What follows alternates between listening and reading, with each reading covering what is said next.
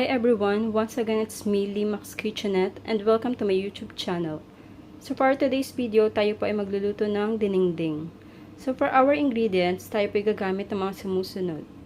Kalabasa, sitaw, talong, okra,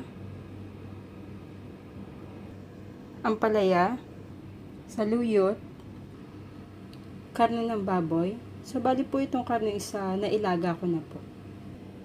Bawang, sibuyas, of course, gagamit po tayo ng bagoong isda, and chilies. So, first step po is igigisa natin yung ating nilagang baboy. So, bali isasangkutsa lang po natin siya hanggang sa maging medyo golden brown po ang kulay niya. So, ayan, once na medyo na golden brown na po siya, isa-set aside lang po natin. So, with the same pan, tayo po magigisa ng bawang. The next po is yung sibuyas.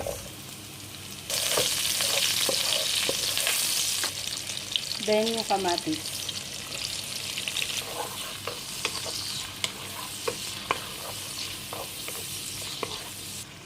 So, after po natin magisa, lagyan na po natin yung ating sineperate na baboy.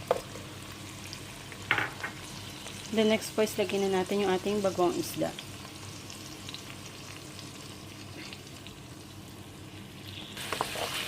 So, yung bali isasangkutsa lang po natin ng konti.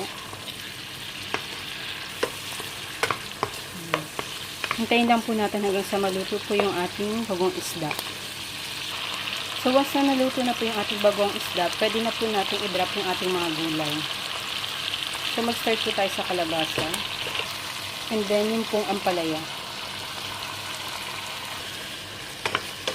So, haluin lang po natin ng konti. Then, next po is add natin yung sitaw. So, lalagyan lang po natin siya ng like at least 1/4 cup of water para hindi naman po siya sobrang dry.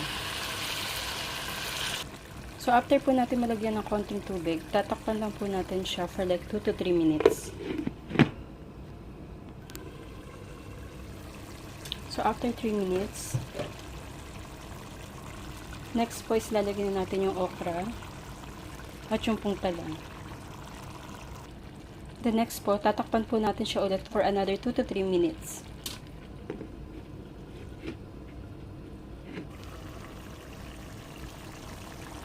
So, after 2 to 3 minutes, ayan na po siya. The next po, lagyan na natin yung ating mga sili. And lastly po, lagay na po natin yung ating mga saluyot. O ayan, bali hinalo ko lang po siya ng bahagya. So ayan, bali isisimmer ko lang po siya for 1 minute more. And then after that, pwede na po natin patayin yung apoy. So ayan, ready na po ang ating dinindeng.